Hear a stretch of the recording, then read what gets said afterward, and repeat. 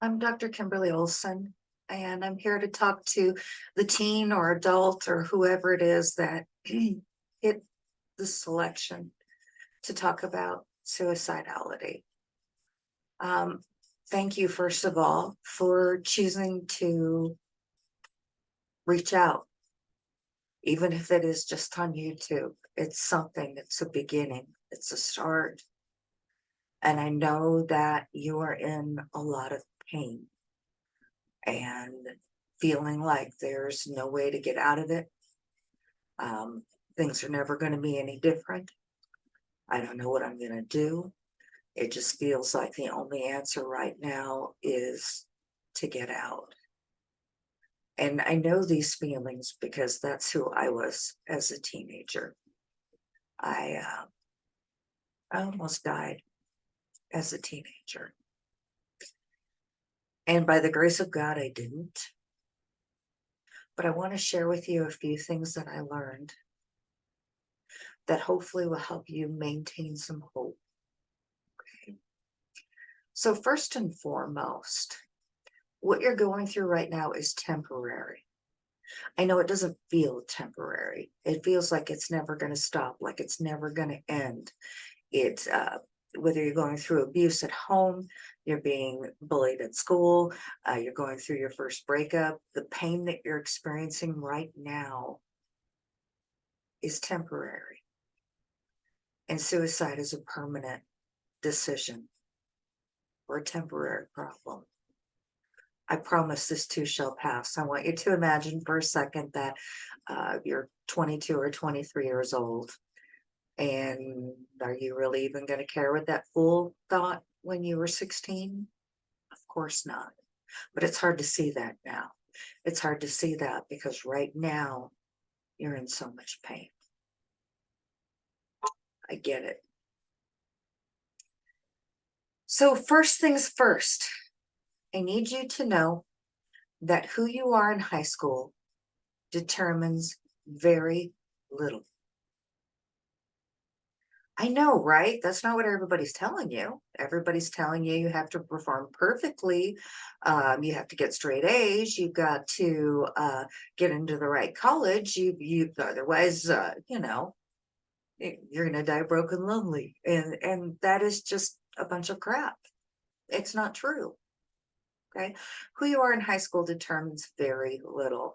People obtain their education in all kinds of ways, especially if they had struggles in high school.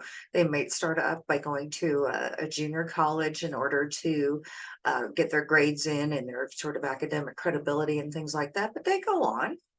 They go on to universities and good universities. So if something's going on today, the outcome is not permanent.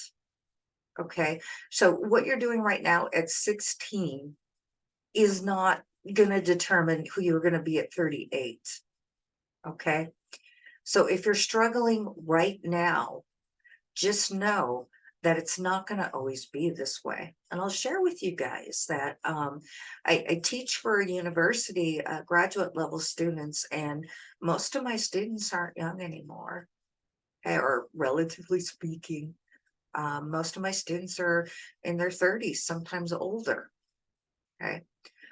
So what you're doing today is not going to necessarily predict the outcome of tomorrow. So you need to know that up front. So if you're pressuring yourself and beating yourself up because you're not performing the way that you're supposed to, do the best that you can and just know that this is not who you're destined to be. Okay. Well, what if you're not thinking about college at all? Because there's no money for that. Life is too violent and too brutal and too abusive for you to even be thinking about those things. Gotcha. Your life will not always be this way. In a few short years, you're going to have control over your life. Right now, you live under somebody else's roof, and ye who pays the bills makes the rules. That's how it goes. but in a few short years, you can make different decisions. See, you might not be able to make it different in the home that you're in right now, but you sure as hell can make it different for your kids. See, you might be the one that breaks the chain. Generations of abuse, violence, alcoholism, you name it. Okay, that might be you. And what you're going through right now is going to give you the character and the strength to get through life. Now, people that have been given things very easily, once they get out into the real world, they are very, very shocked. Okay. The boss asks you to work for it. They don't care how cute you are, or how well you play sports. You need to perform to some sort of expectation. Kids that have had to work through issues aren't surprised that life has issues. You come out smarter, better prepared. Your expectations are much more realistic. You're much more agreeable, much more empathic, and people like you better. Just putting it out there. Okay. I know that we hear, at least I heard growing up, high school is the best years of your life. And I'm still trying to find the person that was true for. Sure wasn't for me. And most people that I talked to, you couldn't pay them enough to go back to high school. Okay. That's the reality for a great number of people. And I know for some people, it was the best time in their life, and good for you. You have a different story, you have a different history, a different background. Okay. So think in terms of this as training school. If I did not walk through the experiences that I did growing up, there's no way I could be the therapist that I am today. None. I would have no frame of reference. I wouldn't know how to really relate to people because I would have never experienced it. See, so right now we are walking through, it's quite possible that this is a training ground for your purpose, for your meaning that's going to come along later. You're not going to forget these experiences. And when you look at a kid who's walking through these things, you're going to be able to say, I know how that feels, and that'll actually be true. Okay. So a couple of things. If you're going through your first breakup, know that you will love again. And I know it doesn't feel like it. Okay, I totally get that. I can remember that feeling that I'm never going to love again. But you will. You will. The issue is that this is your first. And so it's profoundly more heartbreaking. Because again, there's no frame of reference of, well, yeah, but I'm going to meet somebody else. Okay. Or I will never love anybody like I love this person. Yes, you will. I swear to God. I'm going to ask you to just trust me on this. You're going to be in your 20s and go, oh my God, thank God things didn't work out with that fool. I'm serious. Because you're going to have different eyes. You're going to see things differently. And you're like, oh, great, Olson, that's comforting. That doesn't help me right now. All I'm asking you to do is one thing, and that is to survive it. Did you know that? That's the only thing you have to do to be successful in adolescence is survive it. That's the whole trick. Just survive it. You don't want to quit 10 minutes before the miracle happens. You don't want to quit when you don't even have any control yet. Why do you wait and see what you do once you have some control over your life and your circumstances? It's going to look a hell of a lot different, I swear. If you are being harassed on social media, all I can tell you is you have a God-given right to shut it down. You don't have to be on social media. Now, I'm not saying forever.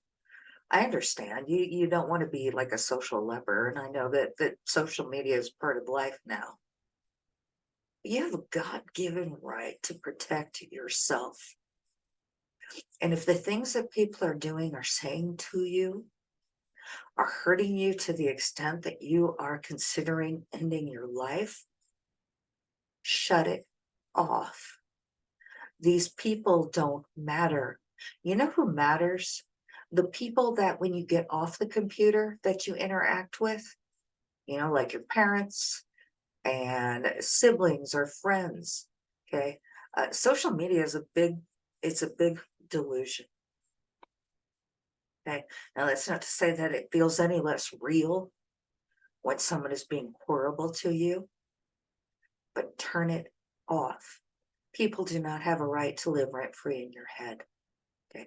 Turn it off. You're not going to stop them. If somebody is vicious enough to come after you like that, to tell you things like you're worthless and why are you here and all that kind of crap, they're evil. That's a bad person. Okay. And they're not going to stop because they're getting off on it. Think about how sick that is, that they're getting off on it. They're getting off on causing you pain. Shut it down. Shut it down. Protect yourself and your mental health and your integrity. Okay.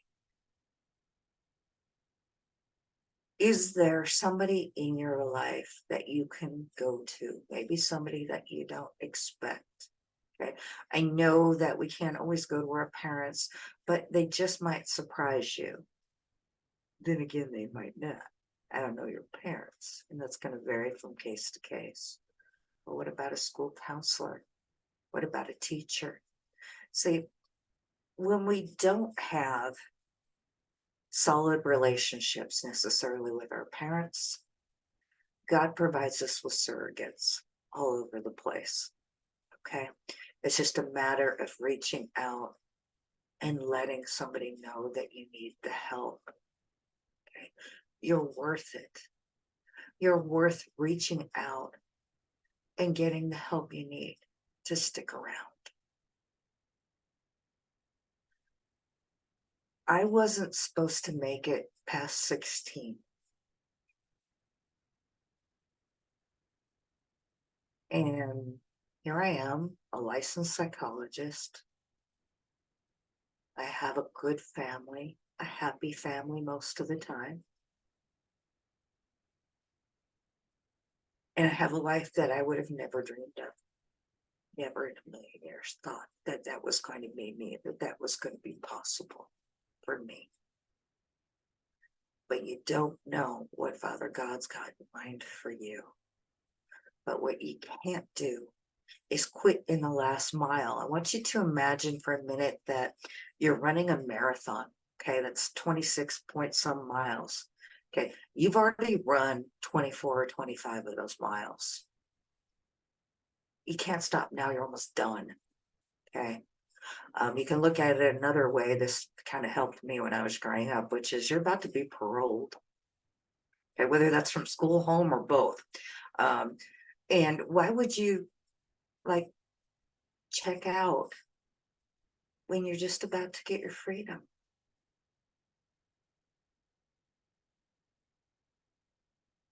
Think about it. There is a number, which is 988, that you can call. Please call them. Who cares what they think? Okay. And right now, if you're sitting at home and you're in so much pain that you're actually contemplating suicide, who cares what the person on the other end thinks? Okay. That's just somebody for you to talk to connect with. Because the worst place that you can be when you're depressed is to be isolated and alone with your own head. Because your head's going to lie to you. It's going to tell you that things aren't going to get better and all that other nonsense when your life hasn't even started yet. I promise.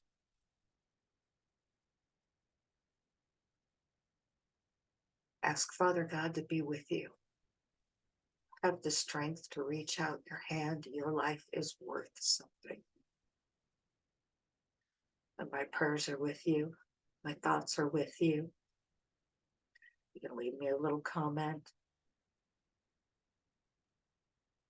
Just hang in there, and whatever you do, don't do it.